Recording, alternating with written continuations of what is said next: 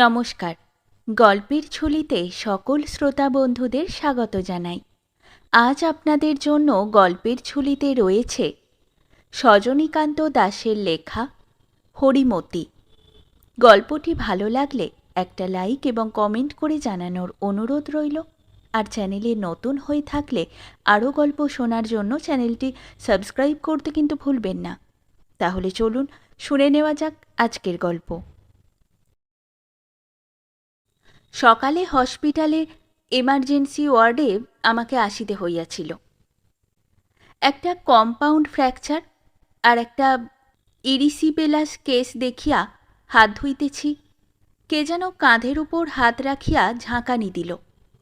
একটু চমকাইয়া মুখ তুলিতেই দেখি আমাদের শ্যামচরণ, অর্থাৎ আমাদের কলেজ জীবনের উদীয়মান কবি ও সাহিত্যিক শ্যামচরণ হাজরা। ছেলেবেলা হইতেই আইএসসি ক্লাস পর্যন্ত একসঙ্গে পড়িয়াছিলাম। তারপর আমি ভর্তি হইলাম মেডিকেল কলেজে। শ্যামচরণ বিএসসি ফেল করিয়া সসম্মানে P&O ব্যাংকে লেজার কিপারের কাজ করিতেছিল। এই পর্যন্ত জানিতাম। তারপর প্রায় 2.5 বৎসরের অসাক্ষাতের পর এই দেখা। বলিলাম, আরে শ্যামচরণ যে, খবর কি? শ্যামচরণ আমার হাত ধরিয়া টানিতে টানিতে বাহিরে বারান্দায় আনিয়া বলিল, ভাই, বড় বিপদ। বিপদ তো দেখিতেছিলাম আমার নিজের। স্টুডেন্ট আর পেশেন্টরা ফ্যালফ্যাল করিয়া ব্যাপারটা দেখিতেছিল। কি ভাবিল কে জানে। মনের বিরক্তি মনেই চাপিয়া বলিলাম, তাড়াতাড়ি বলো, অনেকগুলো কেস এখনো। শ্যামচরণ একটু থতমত খাইয়া বলিল, আমারও একটা কেস ছিল। বলিলাম, বেশ তো, নিয়ে এসো। শ্যামচরণ অঙ্গুলি নির্দেশে সামনের একটা ট্যাক্সি দেখাইল। একজন বলিষ্ঠ যুবকের কোলে কে একজন শুইয়া আছে। আমি স্ট্রেচার পাঠাইয়া রোগিণীকে অপারেশন টেবিলে আনাইবার ব্যবস্থা করিয়া প্রশ্ন করিলাম, কে? শ্যামচরণ বলিল, আমার একটি আত্মীয়া, কাল রাত্রে হঠাৎ অ্যাপোপ্লেক্সির একটা স্ট্রোক। রোগিণী ততক্ষণে আসিয়া পড়িয়াছে। তাহাকে মোটামুটি পরীক্ষা করিয়া হসপিটালের মেয়েদের জেনারেল ওয়ার্ডে একটা বেডের বন্দোবস্ত করিয়া দিলাম। শ্যামচরণকে বলিলাম, তুমি নিশ্চিন্ত হয়ে বাড়ি যাও, যা করবার আমি করছি, বিকেলে আবার এসো। অনেকগুলি রোগী অপেক্ষা করিতেছিল। আমি তাহাদের লইয়া পড়িলাম। সেদিন আর সুবিধা হইল না। আমার অ্যাসিস্ট্যান্ট সুরেশবাবু পরীক্ষা করিয়া ঔষধের ব্যবস্থা করিয়া দিলেন। আমি শ্যামচরণের রোগীকে নিজে দেখিতে পারিলাম না। বৈকালে শ্যামচরণের সঙ্গেও দেখা হইল না। পরদিন দ্বিপ্রহরে পরীক্ষা করিয়া দেখিলাম অবস্থা খারাপ। আরও নানা খটকা মনে জাগিল। শ্যামচরণের আত্মীয়া কেমন করিয়া সম্ভব? বৈকালে অবসর ছিল। শ্যামচরণ আসিলে তাহার সহিত তাহার আত্মীয়াটিকে দেখিয়া বলিলাম, আমার বাসায় চলো, 1 কাপ চা খাবে, অন্য কথাও আছে। এ কথা সে কথার পর প্রশ্ন করিলাম, তোমার আত্মীয়া? শ্যামচরণ একটু ইতস্তত করিয়া বলিল, ঠিক নয়। কেন এ কথা জিজ্ঞেস করছো বলো তো? বলিলাম, কারণ আছে। চিকিৎসার সুবিধার জন্য হিস্ট্রিটা একটু শোনা দরকার। শ্যামচরণ কবি মানুষ, সরাসরি ইতিহাস বলা তাহার পক্ষে সম্ভব নয়। সে প্রায় একটা গল্প ফাঁদিয়া বসিল। 5 বৎসর পূর্বেকার কথা। চাকুরিতে সদ্য মাহিনা বৃদ্ধি হইয়াছে। গৃহিণী এবং হিতৈষী বন্ধুজনেরা সৎ পরামর্শ দিলেন নিজে স্বতন্ত্র বাসা করিয়া থাকিতে। গৃহিণীর পিত্রালয়ে ঘরের সংখ্যা কম, তাহার অসুবিধা হইতেছিল। স্বাধীনতা এবং আহারের সুবিধা কোনটার ওজন বেশি তখনও স্থির করিতে পারি নাই। তথাপি একটা বাসা ভাড়া করিলাম এবং একদিন শুভ লগ্ন দেখিয়া বেলেঘাটাস্থিত পিত্রালয় হইতে গৃহিণীকে ট্যাক্সি যোগে নেবুতলাস্থ পতিগৃহে লইয়া আসিলাম। গৃহিণীর বড় মাসি নূতন সংসার পাতিবার সাহায্যার্থে সঙ্গে আসিলেন। আমার প্রথম পুত্র, আমার মহিমান্বিত প্রিন্স অব ওয়েলসের রথাগ্রচূড়া তখন সবে মাত্র দেখা গিয়াছে। সশরীরে আসিতে তখনও তাহার ৫-৭ মাস বিলম্ব। মাহিনায় না কুলাইলেও এই অবস্থায় গৃহকর্মে সাহায্য করিবার জন্য রাঁধুনি বামন হোক বা দিনরাতের ঝি বা চাকর হোক, একজন লোক আবশ্যক। ঠিকা ঝি সারদা ঘর ঝাড় দেওয়া, বাসনকোসন মাজা ইত্যাদির জন্য পূর্বেই বহাল হইয়াছিল, কিন্তু তাহার আরও ৩ বাড়ির কাজ এবং কোলে রুগ্ন শিশু, ঠিক দরকারটি সময় তাহাকে পাওয়া যাইত না। পাশের বাড়ির ললিত আমার বন্ধু, সেই নূতন বাসা ঠিক করিয়া দিয়াছিল। কাকিমা অর্থাৎ ললিতের মার নিকট দরখাস্ত পেশ করিলাম।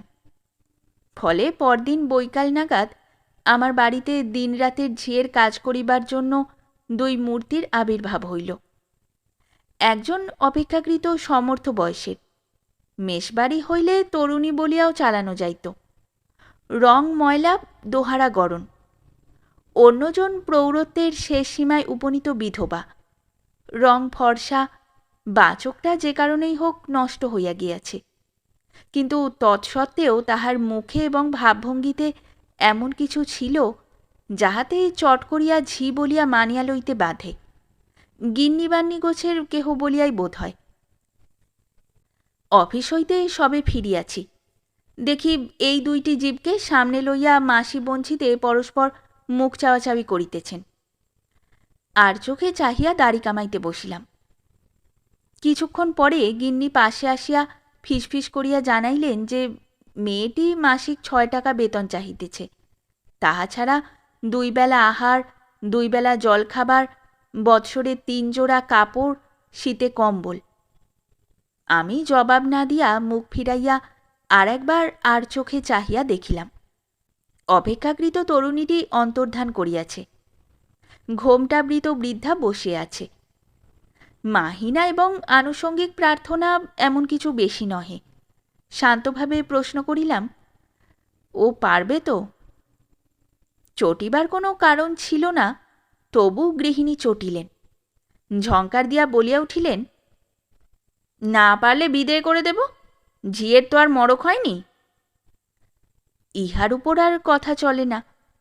পরের দিন হইতেই নূতন ঝি কাজে বহাল হইল। তাহার নাম হরিমতি। প্রথমটা কিছুকাল তাহাকে মুখ মনে হইলেও পরে বুঝিলাম হরিমতি মুখোরা। 6 টাকা মাহিনায় রাজি হইয়াছিলাম। 2 মাস যাইতে না যাইতেই হিসাব করিয়া দেখিলাম তাহাকে 7 টাকা করিয়া দিতে হইতেছে। 1 টাকা 1 ভরি আফিমের দাম, তাহার সমস্ত মাসের মৌতাত। প্রথম প্রথম আমাকে হরিমতি ভারী লজ্জা করিত, আধ হাত ঘোমটা টানিয়া কাছে আসিত, কথা বলিত না। নিতান্ত প্রয়োজনে ফিসফিস করিয়া যাহা বলিত তাহার অর্ধেক বোঝা যাইত না। গৃহিণী খুশি, বলিতেন, নূতন ঝি মোটেই বেতরবিত নয়। অথচ এদিকে ঠিকাজি সারদার সহিত তাহার বচসার কথা প্রায়ই শুনিতে পাইতাম। তকতকে ঝকঝকে কাজ বুঝিয়া লইতে হরিমতি ভালোবাসে। 1 চুল এদিক ওদিক হইলেই কথা শুনাইতে বসে। ক্রমশ গিন্নিও কথা শুনিতে লাগিলেন এবং সংসারে খিটিমিটি শুরু হইল। তিতিবিরক্ত হইয়া তাহাকে জবাব দিব স্থির করিলাম। গিন্নি বলিলেন, লোক না হইলেও তিনি চালাইয়া লইতে পারিবেন, কিন্তু সামনে পৌষ মাস, পৌষ মাসে জবাব দেওয়া যায় না। কার্তিকে বহাল হইয়াছিল, মাঘ পর্যন্ত হরিমতি রহিয়া গেল। ইহার মধ্যে একটা জিনিস লক্ষ্য করিলাম, সে 1 মুহূর্তের জন্য বাহিরে যাইত না। স্ত্রী পুরুষ কাহাকেও কখনো তাহার নিকট আসিতেও দেখি নাই। কৌতূহলী হইয়া গৃহিণীকে প্রশ্ন করিয়াছিলাম। তিনি অপ্রসন্ন মুখে বলিয়াছিলেন, 3 কুলে নেই কেউ তো আবার আসবে কে? সবাইকে খেয়ে তবে ওইখানে এসেছে। পাপ বিদেয় হলে বাঁচি। শেষের কথা যেন শুনিতেই পাই নাই। বলিলাম, তবু তবু আবার কি? তারকেশ্বরের কাছে কোথায় ঘর, যাতে তেলি, ভাজের সঙ্গে রাগারাগি করে বাড়ি থেকে বেরিয়ে এসেছে। তাহার পর 5 বৎসর অতীত হইয়াছে। ইহার অধিক পরিচয় হরিমতি সম্বন্ধে সংগ্রহ করিতে পারি নাই। অতীত জীবনের কোনো কথাই কোনো অসতর্ক মুহূর্তে তাহার মুখ দিয়া বাহির হয় নাই। বাড়ি ছাড়িয়া 11-12 বৎসর এখানে ওখানে ঝিগিরি করার পর সে আমাদের বাড়ি আসিয়াছিল। এই 12 বৎসরের কোনো কথাও শুনি নাই।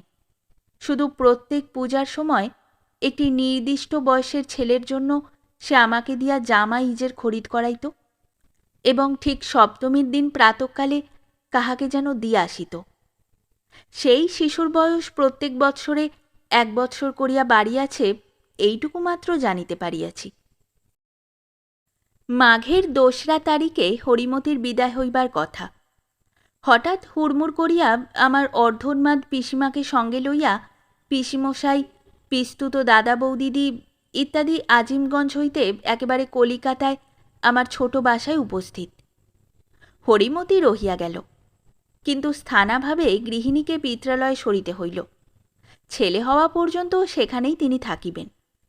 বাড়িতে জায়গার অভাব, নিচে অন্য ভাড়াটে থাকে। আমার ভাগে মোটে 2.5খানা ঘর ও একটি রান্নাঘর। ঘর 2.5খানি পিসিমা পিসিমশাই দাদা বৌদিদি দখল করিলেন। আমি পাশে ললিতদের বাড়িতে আশ্রয় লইলাম। এখানেই হরিমতির সহিত পরিচয় আরম্ভ হইল। রাঁধুনি বামুন রান্না করিয়া যায়। আমার দেরি হইলে হরিমতি আঁচলের তলায় ভাত লইয়া গিয়া আমাকে খাওয়াইয়া আসে। তাহার আধহাত ঘোমটা কমিয়া আঙুল চারিকে দাঁড়াইল এবং বাবা সম্বোধনে 1-8টা কথাও সে বলিতে শুরু করিল। তাহার নিজের অসুবিধার অন্ত ছিল না। ভিজা রান্নাঘরেই শয়ন করিতে ও ঠাকুরের মুখ চাহিয়া চলিতে হইত। হঠাৎ একদিন কাকিমার মুখে খবর পাইলাম হরিমতি কাঁদিয়া কাটিয়া তাহার বাবাকে অর্থাৎ আমাকে দেখাশোনা করিবার জন্য তাহাকে অনুরোধ জানাইয়া গিয়াছে। সংবাদটি দিয়া তিনি মন্তব্য করিলেন, মাগি যেন কি, আমার চাইতে তার যেন দরদ বেশি। দরদ বেশি কি কম ভগবানই তাহার পরীক্ষা লইলেন। চৈত্র মাসের মাঝামাঝি ললিতদের বাড়িতেই প্রবল জ্বরে অবসন্ন হইয়া পড়িলাম এবং বিকারের ঘোরে অনুভব করিলাম আমার বসন্ত হইয়াছে। পিসিমার অসুখ তখন বাড়িয়াছে। দাদা বৌদিদি ইত্যাদি তাহাকে লইয়াই ব্যস্ত। পরে শুনিয়াছি হরিমতি যেন এই সময়টা পাগলের মতো হইয়া গিয়াছিল। নিচের ভাড়াটেদের হাতে পায়ে ধরিয়া তাহাদের একটি ঘর খালি করাইয়া আমাকে সে সেখানে লইয়া আসে এবং বিছানা পাতিয়া শোয়াইয়া সেই যে আমার মাথাটি কোলে লইয়া বসে, যখনই চোখ মেলি দেখিতে পাই একটি কল্যাণ হস্ত আমার ললাটে ন্যস্ত, অন্য হাতে সে মাছি দাঁড়াইতেছে। মা শীতলা তাহার একটি চক্ষু লইয়াই ক্ষান্ত হন নাই, তাহার পথে পাওয়া বাবাকে লইয়াও যে টানাটানি করিতেছেন, এটা সে বরদাস্ত করিতে পারে নাই। মা শীতলার সহিত হরিমতি যেন ভক্তির আতিশয্যেই লড়াই করিল এবং 21 দিন পরে আমাকে তাহার কবল হইতে ফিরাইয়া আনিয়া তবে নিশ্চিত হইল। পিসিমশাই পিসিমাকে সামলাইতে ব্যস্ত ছিলেন। অন্তঃসত্ত্বা গৃহিণীরও বসন্ত রোগীর কাছে আসিবার হুকুম ছিল না। আমাকে খাওয়ানো, ওষুধ মালিশ করা, বাতাস করা, বৃদ্ধার যেন ক্লান্তি ছিল না। ইহারই মধ্যে আমার ঘুমের অবসরে বেলেঘাটায় হাঁটিয়া গিয়া গৃহিণীকে খবর দেওয়া। কাজের ঝোঁকে হরিমতির 4 আঙুল ঘুমটাও ঘুচিয়া গেল এবং আমাকে কোলের শিশুর মতো মনে করিয়া সে বকিতে ঝকিতে লাগিল। পিসিমাকে লইয়া সকলে খুলনা গেলেন। রাঁধুনি বামুনকে ছাড়াইয়া দেওয়া হইল। হরিমতি ঝি পদবী হইতে একেবারে রাঁধুনিত্যে প্রমোশন পাইল এবং সকলের অজ্ঞাতসারে কখন যে সে ঘরের গৃহিণী হইয়া বসিল জানিতেই পারিলাম না। আষাঢ় মাসে সন্তান প্রসব করিয়া আশ্বিন মাসে নিজের বাসায় আসিয়া গৃহিণী দেখিলেন হরিমতির কর্তৃত্ব এড়াইয়া চলা তাহার পক্ষেও কঠিন। তাহাতেই গোল বাঁধিয়া হেস্তনেস্ত যাহোক একটা তখনই হইয়া যাইত। আজ হরিমতির কথা বলিবার জন্য তোমার কাছে উপস্থিত হইতাম না, কিন্তু যিনি রহস্যচ্ছলে এই বিশ্ব সংসার নিয়ন্ত্রিত করিতেছেন তাহার অন্য মতলব। কিছুদিন যাইতে না যাইতে গৃহিণী হঠাৎ নিদারুণ বাত ব্যাধিতে শয্যাশায়ী হইলেন। চলশক্তিরহিত অবস্থায় শিশু সন্তানের প্রতিপালনের জন্য এই বৃদ্ধারই মুখ চাহিয়া থাকা ছাড়া তাহার অন্য পথ ছিল না। তিনি অনিচ্ছা সত্ত্বেও তাহাকে মানিয়া লইলেন। 3 মাসের শিশুকে মানুষ করিবার অধিকার পাইয়া বুড়ি বর্তাইয়া গেল। খোকনের ভাগ্যে মাতৃস্তন্য জুটিল না। পলিতায় দুধ খাইয়া হরিমতির শুষ্ক বুকে মুখ গুজিয়া সে বড় হইতে লাগিল। হরিমতি যে কি করিয়া এই মাতৃস্নেহ বঞ্চিত শিশুকে মানুষ করিয়াছে সে ইতিহাস আমার ভালো করিয়া জানা নেই। গৃহিণী জানেন, কিন্তু সকল সত্যের মতো এ সত্যটাও স্বীকার করিতে তাহার অহংকারে বাধে, এবং বাধে বলিয়াই মা হইয়া তাহার শিশুর এই উড়িয়া আসিয়া জুড়িয়া বসা মাকে তিনি কখনো সহ্য করিতে পারিলেন না। এখান হইতেই যে ট্র্যাজেডির সূত্রপাত আমার সম্পূর্ণ নিঃসম্পর্কিত এই বৃদ্ধা শেক্সপিরীয় নাটকের নায়িকার মতো সকল আঘাত সহ্য করিয়া আজ অসার চেতনাহীন অবস্থায় সেই নাটকের যবনিকা পতনের অপেক্ষায় তোমাদের হাসপাতালে পড়িয়াছে। আমি এখানে বসিয়া তোমাকে তাহার ছন্নছাড়া জীবনের ইতিবৃত্ত বলিবার ব্যর্থ চেষ্টা করিতেছি। বিপদ হইল আমার। আমাকে হরিমতি বাবা বলিলেও গৃহিণী ঠিক মায়ের পদবিতে উঠিতে পারিলেন না। একটা অকারণ রাগ, ছেলেকে কেন্দ্র করিয়া একটা অর্থহীন হিংসা তাকে রোগের মধ্যেই আচ্ছন্ন করিতে লাগিল। অথচ হরিমতিকে না হইলেও তাহার চলিত না। খোকাকে মানুষ করা ছাড়াও গৃহিণীর সেবা ও সংসারের অন্যান্য কাজ সে একাই করিতে লাগিল। এখন বুঝিতে পারি খোকনের ভার না পাইলে সে অন্য কোনো কাজ করিতে পারিত না। খোকনও মাকে ভালো করিয়া বুঝিবার আগেই এই নিঃসম্পর্কিয়া বৃদ্ধাকে বুঝিল এবং তাহাকে আঁকড়াইয়া শিশুমনের ক্ষুধা মিটাইতে লাগিল। আমি কথার উপর কথা দিয়া ভুলাইয়া রোগিণীকে ঠান্ডা রাখিতে লাগিলাম। গৃহিণী যখন সম্পূর্ণ সারিয়া উঠিলেন তখন খোকন মায়ের কাছ হইতে বহু দূরে চলিয়া গিয়াছে। মাকে আর তাহার বিশেষ কোনো প্রয়োজনও নাই। সে দিদিকে জানে, দিদিকে বোঝে। 5 মাসে পড়িতেই খোকনের অন্নপ্রাশনের একটা দিন স্থির হইল, 6ষ্ঠ মাসের মাঝামাঝি। খুব যে ঘটা করিয়া হইবে তাহা নয়, সামান্য রকম একটা উৎসব। গৃহিণী সবে সারিয়া উঠিতেছেন, হৈ হৈ করিবে কে? হরিমতি কিন্তু অল্পে সন্তুষ্ট নয়। সে কারণ দেখাইল প্রথম ছেলে, কিন্তু খোকন দ্বিতীয় ছেলে হইলেও কারণের অভাব হইত না। ইহা লইয়া একদিন মায়ে ঝিয়ে তুমুল বচসা হইয়া গেল এবং আমি গরিবের ছেলে মাঝ হইতে মারা পড়িতে বসিলাম। চাকুরিতে ঢোকার পর মাস 3 পর্যন্ত হরিমতির নিয়মিত মাহিনা লইয়াছে। তাহার পর প্রায় 9-10 মাস সে একটিও পয়সা লয় নাই। শুধু আফিমের 1 টাকা, অনেক টাকা বাকি পড়িয়াছে। গৃহিণীর সহিত কলহের ফলে খোকাকে কোলে লইয়া হরিমতি আঁচলে চোখ মুছিতে মুছিতে আসিয়া আমার নিকট বিদায় ও বাকি বেতন প্রার্থনা করিল। এখানে থাকার পোষাইবে না, একটা পেট যেমন করিয়াই হোক চলিয়া যাইবে। কাঁটাটাকে একটু ভালোবাসিয়াছিলাম, তা আমার মতো হতভাগীর সেটা বাড়াবাড়ি হইয়াছে, ইত্যাদি ইত্যাদি। আমি আকাশ হইতে পড়িলাম। অত টাকা এই সময় একসঙ্গে জোগাড় করা অসম্ভব।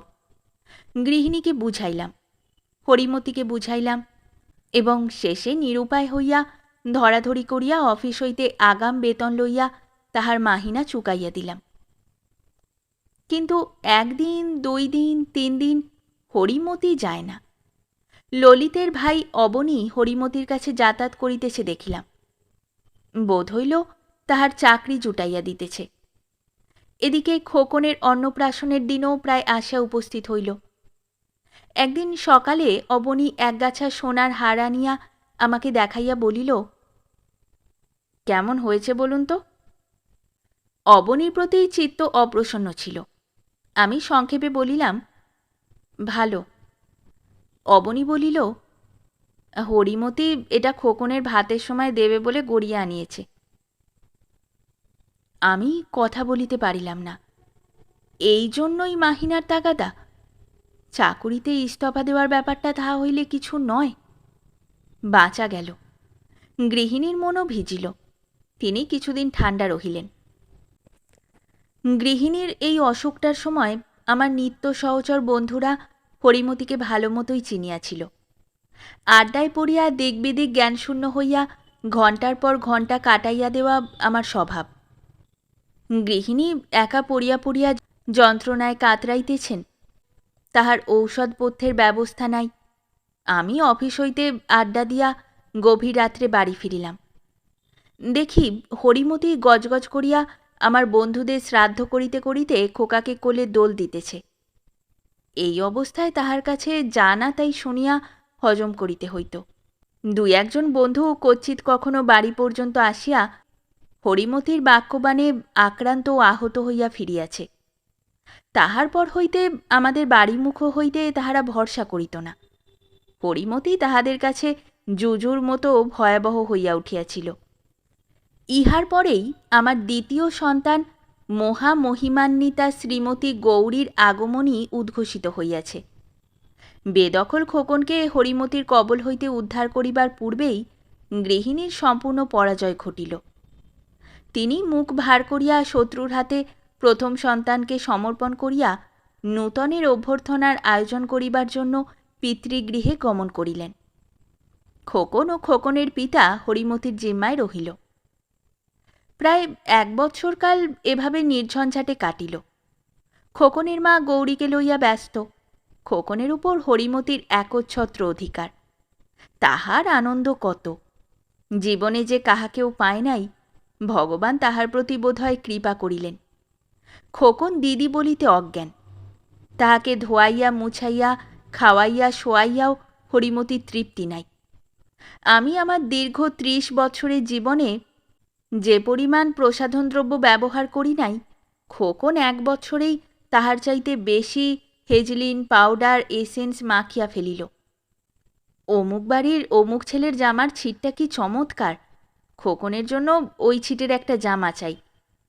2 দিন অন্তরই খোকার ইজের ছোট হইয়া যাইতে লাগিল। জামায় ঘামের গন্ধ থাকিলে খোকন পরিতে পারে না, তাহার অসুখ করে। আমি পদে পদে বিপন্ন হইতে লাগিলাম। বহু কষ্টে নিজের শোবার ঘরে একটা সিলিং ফ্যানের ব্যবস্থা করিয়াছিলাম। গরমে খোকা রাত্রে ঘুমাইতে পারে না, তাহারও একটা পাখা চাই। তোমরা যদি না দাও, আমার মাহিনার টাকা হইতে একটা পাখা কিনে আনো। অগত্যা 35 টাকা ব্যয় করিয়া একটা টেবিল ফ্যানের বন্দোবস্ত করিতে হইল।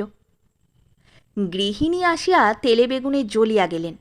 বলিলেন, আর ওকে রাখা নয়, ছেলে খারাপ হইয়া যাইতেছে।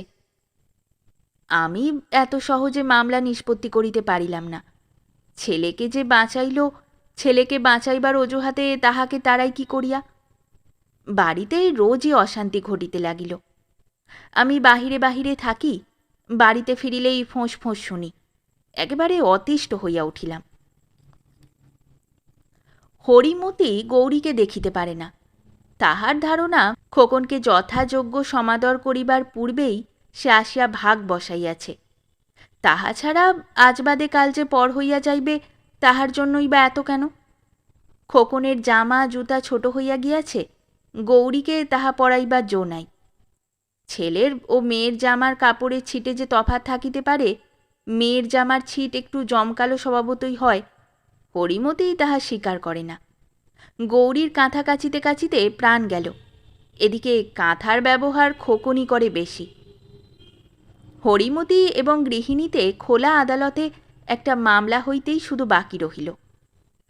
টানাটানির মধ্যে পড়িয়া গৌরীর অন্নপ্রাশনই হইল না। মেয়ে ছেলের আবার অন্নপ্রাশন। গৃহিণীও হরিমতিকে তাড়াইবার জন্য উঠিয়া পড়িয়া লাগিলেন। অফিস হইতে বাড়ি ফিরিয়া হরিমতির কথায় তিনি কাঁদিতেছেন, এরূপ দৃশ্যও 2-1 দিন দেখিলাম। ইতিমধ্যে হরিমতির বাকি মাহিনার অঙ্ক 100 কোঠায় 1-2 করিয়া উঠিতেছে। হুট করিয়া তাহাকে ছাড়াইয়া দেওয়াও যায় না। বাহিরে শুনিয়া আসি, আমার ভাগ্য ভালো, এমন একজন লোক পাইয়াছি। ঘরে শুনি আমিই তাহাকে নাই দিয়া মাথায় তুলিয়াছি, নহিলে একটা সাধারণ ঝি কোথাকার কে, ঘরের লোকের মতো খায় দায় শোয়, আবার চোখও রাঙায়। খোকার গৌরী যেন 2 শরিক। আমি যতটা পারি চোখ বুজিয়া চলিতে লাগিলাম। বাড়াবাড়ি যে হরিমতি না করিতেছিল তাহা নয়। ঝিগিরি করিয়া যে জীবনের অর্ধেক কাটাইল, ঠিকাজি সারদার সম্বন্ধে তাহার কি সুগভীর ঘৃণা! 4 বৎসরের মধ্যেই সে এমন পোক্ত বড়লোক হইয়া গিয়াছে যে ছোটলোককে ছোটলোক বলিতে তাহার একটুও বাধিত না। ধোপা ছোটলোক, নাপিত ছোটলোক, হিন্দুস্থানি চাকর রামলগনও ছোটলোক। গণেশ নামক এক ছোকরা কিছুদিন বাড়িতে কাজ করিল, সে শুধু ছোটলোক নয়, চোর। আমার পয়সা বেশি হইয়াছে, তাই সকলকে আশকারা দিতেছি। আমার উপরই কি কম অত্যাচার চলিতে লাগিল? ট্যাক্সি করিয়া কোনোদিন বাড়ি আসিবার জো ছিল না। নবাবের জামাইয়ের খুব পয়সা হয়েছে দেখছি। বন্ধু বান্ধবদের ডাকিয়া খাওয়ানো তো এক প্রকার ছাড়িয়াই দিয়াছিলাম। মাঝে মাঝে 2-4 কাপ চা, তাহাও সম্ভ্রম বজায় রাখিয়া দিবার উপায় ছিল না। এমনকি একবার বাবা আসিয়া আমাদের বাসায় কিছুদিন থাকিয়া গেলেন। হরিমতির রাগ দেখে কে! নিজের পেনশনের টাকা জমিয়ে ব্যাটার পয়সায় খেতে এসেছেন। থাকো 2 দিন অসুখে পড়ে, কে তোমায় দেখে দেখি। কখনো শুনি আগে দেনাগুলো শোধ করো, তারপর নবাবি করো। আমি সহ্য করি। আমার সহ্য করিবার কারণ আছে। আমি জানি পৃথিবীতে এই স্ত্রীলোকটির আর কোনো অবলম্বন নাই। আপনার বলিতে কেহ নাই। ভাগ্য বা দুর্ভাগ্যক্রমে একটি আশ্রয় তাহার জুটিয়াছিল। খোকনকে কেন্দ্র করিয়া এই শুষ্ক মৃতপ্রায় বৃক্ষটি পুষ্পিত হইবার প্রাণপণ প্রয়াস করিতেছিল। কিন্তু দীর্ঘ অর্ধ শতাব্দীর স্নেহ ছায়াহীন কঠোরতা তাহার প্রতিবন্ধ। সে কিছুতেই এখানে নিজেকে খাপ খাওয়াইতে পারিল না। কিন্তু গৃহিণী বোঝেন না, আর কেহ বোঝে না। নীচ জাতিয়া এই স্ত্রীলোক কোন স্পর্ধায় মনিবের সমান হইতে চায়?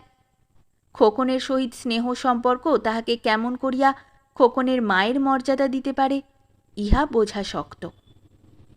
তাহার স্বভাব হোঁচট খায়, ব্যবহারে নীচতা প্রকাশ পায়, অতীত জীবনের অভদ্রতা 2-1টি নীচ কথায় আত্মপ্রকাশ করিয়া ফেলে। কিন্তু আমি জানি তাহার মনের পরিবর্তন ঘটিতেছে, এবং পরিবর্তনই তাহার দুর্দশার কারণ হইল। খোকন হরিমতির ন্যাওটো, সেইখানেই তাহার জোর। খোকনকে দুধ খাওয়াইবার ক্ষমতা গৃহিণীর নাই। কাঁদিলে হরিমতি ছাড়া কেহ ভুলাইতে পারে না। সমস্ত রাত্রি হরিমতিকে আঁকড়াইয়া ধরিয়া না শুইলে তাহার ঘুম হয় না। মায়ের তাহা সহিবে কেন?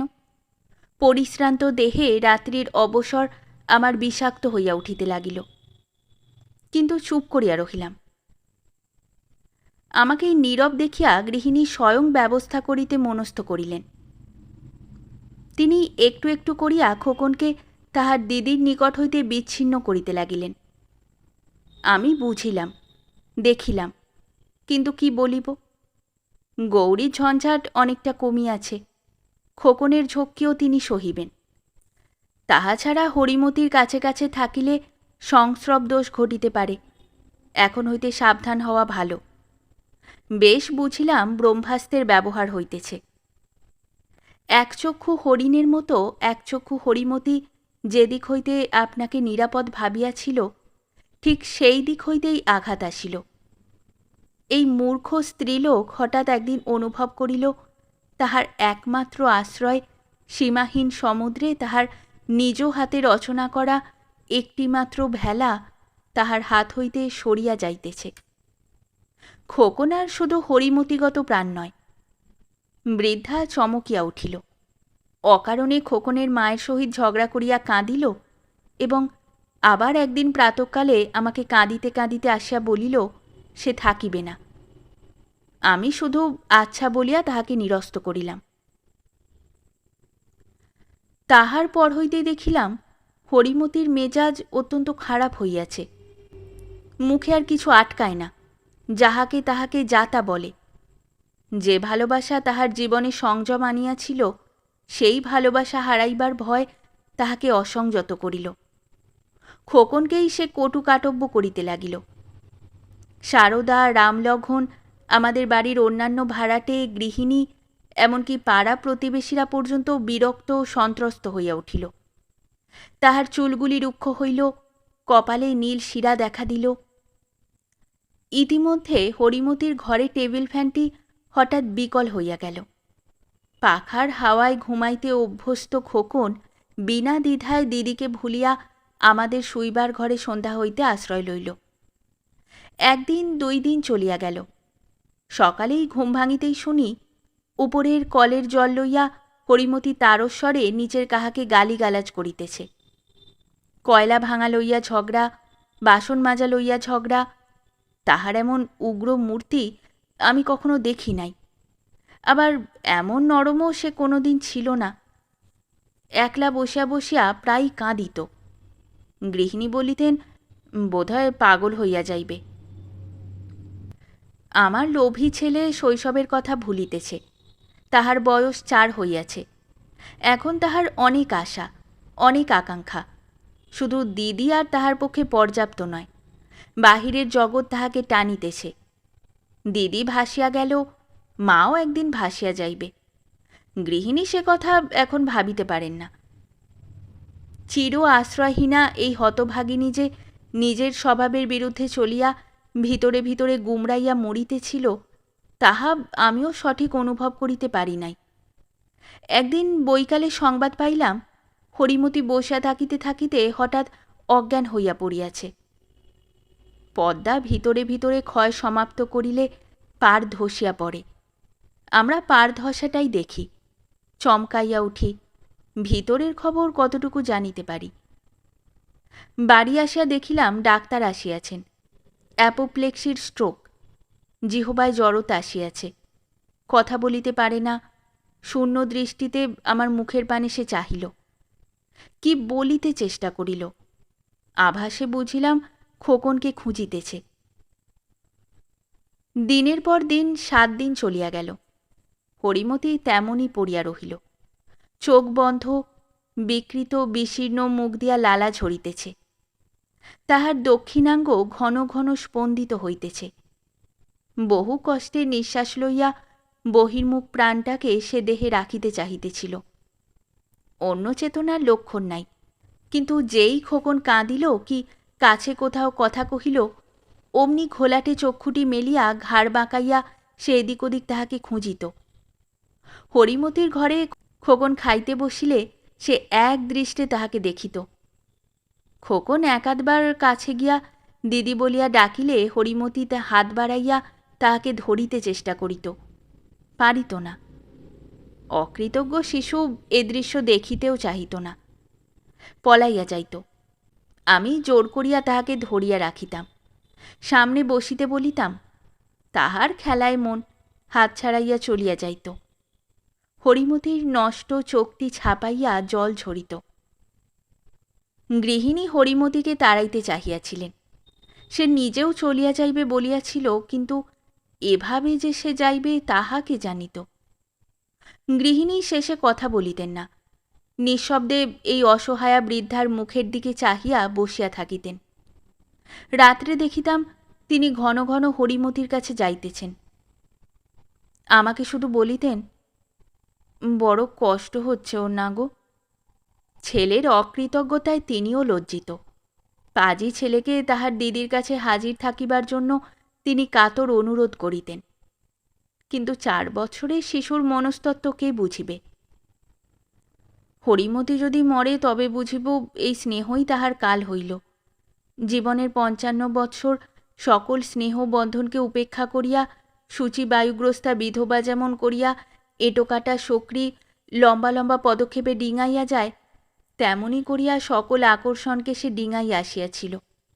খোকনকে ভালোবাসিয়া স্বধর্মচ্যুত হইয়া মৃত্যুমুখে পড়িল। যে ভালোবাসা মৃতদেহে প্রাণ সঞ্চার করে, সেই ভালোবাসাই মৃত্যুর মুখে তাহাকে ঠেলিয়া দিল। ইহা কাহারও পরিহাস কিনা তোমরাই ভালো বলিতে পারিবে।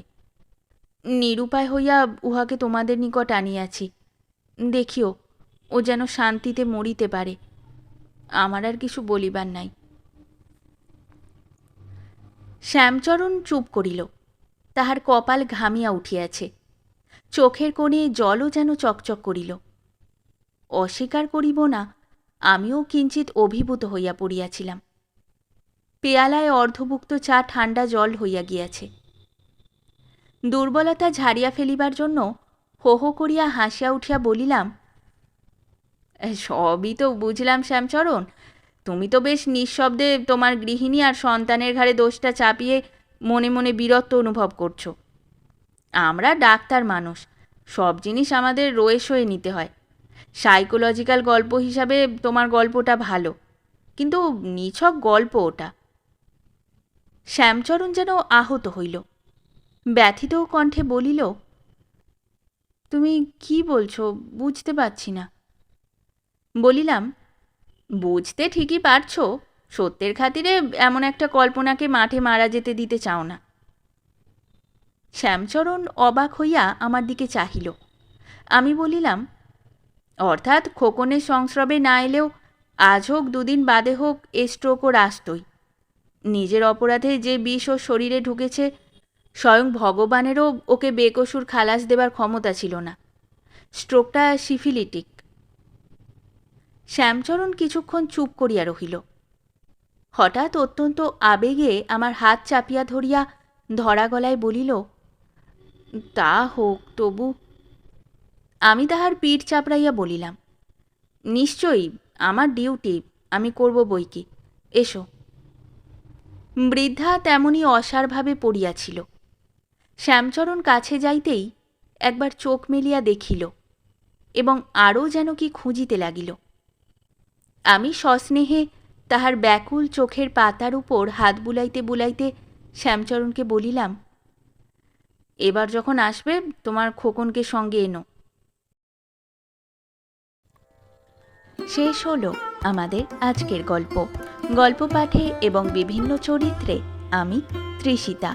গল্পটি ভালো লাগলে লাইক এবং শেয়ার করে দেবেন, আর চ্যানেলে নতুন হয়ে থাকলে আরও গল্প শোনার জন্য চ্যানেলটি সাবস্ক্রাইব করতে কিন্তু ভুলবেন না। খুব তাড়াতাড়ি নতুন একটি গল্প নিয়ে ফিরে আসব। সকলে ভালো থাকুন, শুনতে থাকুন গল্পের ঝুলি।